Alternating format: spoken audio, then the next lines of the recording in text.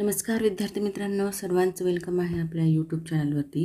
Maharashtra police भरती 2025साठी आपण question analysis series चालू केलेली आहे आणि त्यामधला आजचा आपला 29वा पार्ट आहे. इथून पाठीमागचे जे 28 पार्ट आहे ते तुम्ही पाहून घ्या. शेवटपर्यंत व्हिडिओ पाहिल्यावर नक्की तुमच्या क्वेश्चनची क्वालिटी लक्षात येईल. तर बघा, आजच्या पार्टमधला पहिला क्वेश्चन आहे. 13 डिसेंबर 1946 रोजी डॅश डॅश यांनी भारताच्या घटना समितीमध्ये उद्दिष्टांचा ठराव मांडला. तर 13 डिसेंबर 1946 रोजी पंडित जवाहरलाल नेहरू यांनी उद्दिष्टांचा ठराव म्हणजेच ऑब्जेक्टिव्ह रिझोल्यूशन मांडलं होतं. आणि हाच ऑब्जेक्टिव्ह रिझोल्यूशन पुढे राज्यघटनेचा प्रिॲम्बलचा मूलाधार ठरलेला आहे. स्वतंत्र भारताच्या मूलभूत मूल्यांची दिशा ठरवून दिलेली ह्याच ऑब्जेक्टिव्ह रिझोल्यूशनने. तर बघा, पुढचा प्रश्न आहे. संविधान सभेच्या मसुदा समितीचे अध्यक्ष म्हणून डॉक्टर बाबासाहेब आंबेडकर यांची निवड डॅश डॅश या दिवशी करण्यात आली. तर याचं करेक्ट आन्सर आहे 29 ऑगस्ट 1947, म्हणजे सेकंड ऑप्शन आपलं करेक्ट आहे.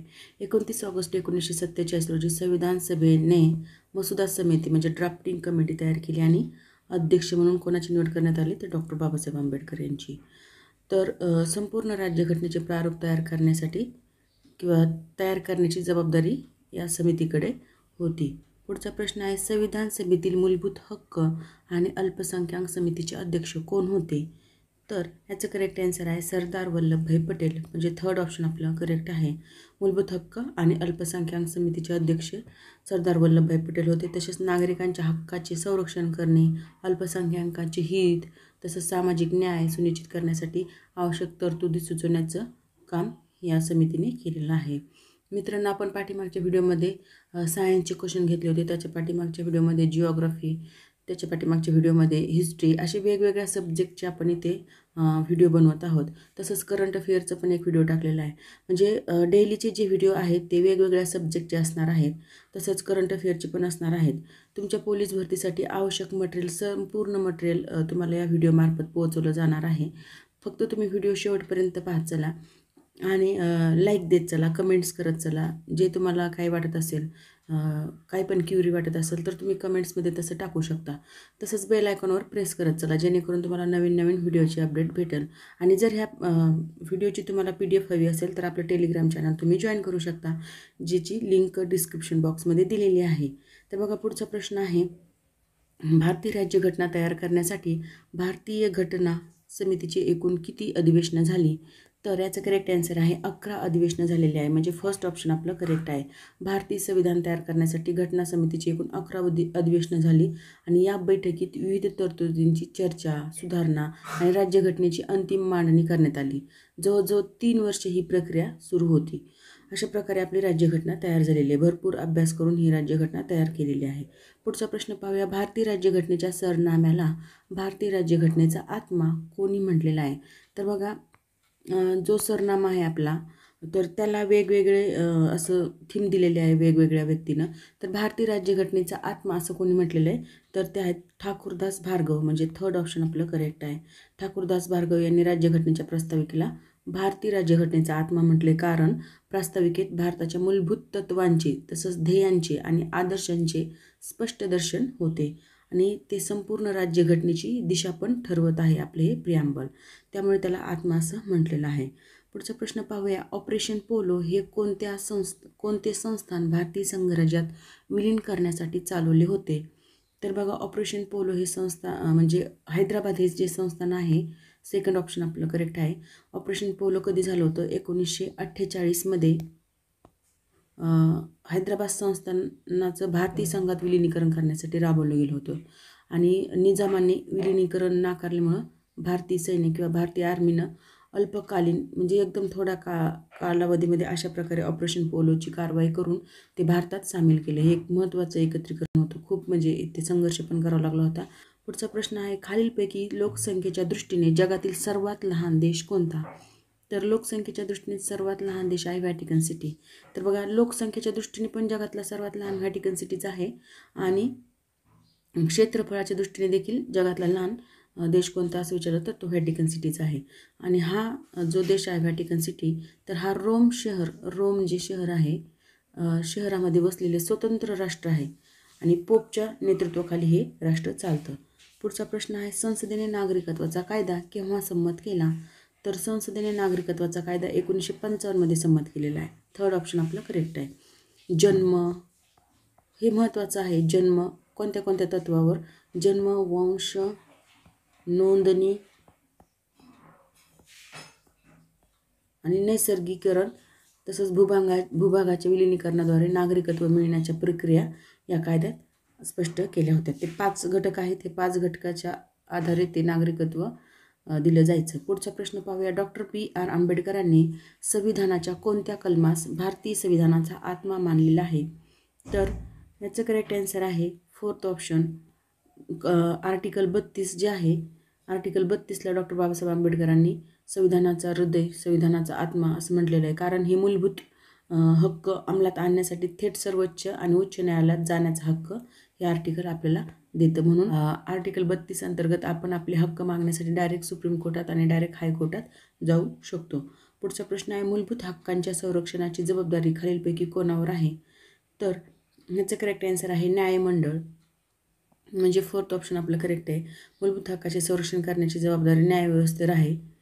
सर्वोच्च न्यायालय आणि उच्च न्यायालयांना व्यक्तीचे हक्क अबाधित ठेवण्यासाठी आदेश, बंदी, प्रत्यक्षीकरण, निर्देश देण्याचे अधिकार आहेत. त्यामुळे हक्कावरील कोणतीही गदा दूर करण्यासाठी न्यायालय जबाबदार आहे. त्यामुळे आपलं करेक्ट आन्सर फोर्थ ऑप्शन आहे. पुढचा प्रश्न आहे भारतीय नागरिकांच्या डॅश डॅश अधिकारांचा समावेश घटनेच्या विभाग 3 कलम 14 ते 18 मध्ये केला आहे. तर याचं करेक्ट आन्सर आहे समतेचा अधिकार. म्हणजेच फर्स्ट ऑप्शन आपलं करेक्ट आहे. 14 ते 18 तरतुदीमध्ये कायद्यापुढील समानता, भेदभाव निषेध, समान संधी, अस्पृश्यता निर्मूलन तसंच पदव्याबंदी अशा समतेशी संबंधित हक्कांचा समावेश करण्यात आलेला आहे. नागरिकांना न्याय आणि भेदभावमुक्त वागणूक मिळावी हा त्यामागचा उद्देश आहे. त्यामुळे आपलं फर्स्ट ऑप्शन करेक्ट आहे. पुढचा प्रश्न पाहूया. घटनेमध्ये मूलभूत कर्तव्यांचा समावेश डॅश डॅशच्या शिफारशीवरून करण्यात आला. तर याचं करेक्ट आन्सर आहे सुवर्णसिंग समिती. फोर्थ ऑप्शन 1976 मध्ये सुवर्णसिंग समितीच्या शिफारशीवरून 42व्या घटनादुरुस्ती अंतर्गत संविधानात मूलभूत कर्तव्यांचा समावेश करण्यात आलेला आहे. नागरिकांनी देशाप्रती कर्तव्य भाव ठेवावा आणि राष्ट्रहित जपावे हा त्यामागचा उद्देश आहे. पुढचा प्रश्न पाहूया. खालीलपैकी कोणते संविधानाचे कलम भारतीय नागरिकांच्या मूलभूत कर्तव्याशी संबंधित आहे? तर मूलभूत कर्तव्याशी संबंधित असणारा कलम आहे ऑप्शन नंबर 3 कलम 51A. 51A मध्ये 11 मूलभूत कर्तव्यांचा समावेश करण्यात आलेला आहे. आणि देशाचे संरक्षण करणे, संविधानाचा सन्मान राखणे, पर्यावरण जपणे, वैज्ञानिक दृष्टिकोन ठेवणे, बंधुभाव वाढवणे अशा प्रकारचे जे कर्तव्य आहेत तर ते 11 कर्तव्ये आपल्या आर्टिकल 51A मध्ये समाविष्ट केलेले आहेत. पुढचा प्रश्न पाहूया. मतदानाचे वय 21 वरून 18 वर्षापर्यंत कमी करण्यासंबंधी घटनादुरुस्ती कोणती आहे? तर बघा 21 वर्षावरून 18 वर्षापर्यंत कमी करण्यासाठी जी घटनादुरुस्ती करण्यात आली होती ती आहे 61वी घटनादुरुस्ती. म्हणजे फर्स्ट ऑप्शन आपलं करेक्ट आहे. 61वी घटनादुरुस्ती कधी झाली होती? तर 1989 मध्ये ही घटनादुरुस्ती झाली होती.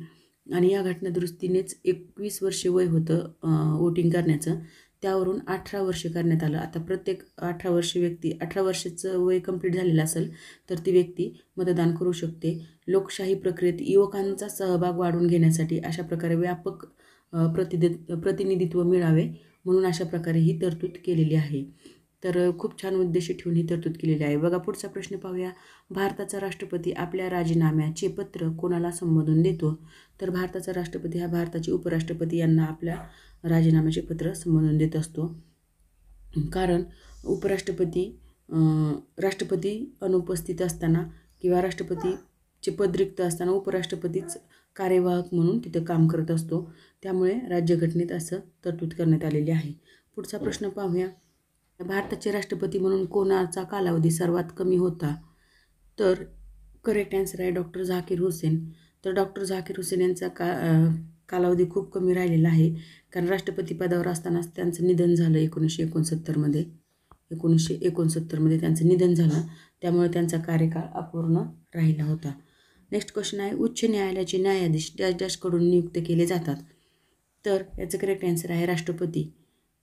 फोर्थ ऑप्शन आपलं करेक्ट आहे. बघा, उच्च न्यायालयाचे न्यायाधीश राष्ट्रपतीकडून नियुक्त केले जातात, परंतु सुप्रीम कोर्टाचे सरन्यायाधीश असतात तर ते संबंधित उच्च न्यायालयाचे मुख्य न्यायाधीश आणि राज्यपाल यांच्या सल्ल्यानुसार ती प्रक्रिया पूर्ण करून अंतिम नियुक्तीचे अधिकार मात्र राष्ट्रपतीकडे असतात. नेक्स्ट क्वेश्चन आहे, डॅश डॅश हे मुख्यमंत्री आणि मंत्रिमंडळाच्या सल्ल्याने आपले अधिकार वापरू शकतात. तर करेक्ट आन्सर आहे ऑप्शन नंबर 3 राज्यपाल. राज्यपाल आपले अधिकार मुख्यमंत्री व मंत्रिमंडळाच्या सल्ल्यानुसार वापरतात.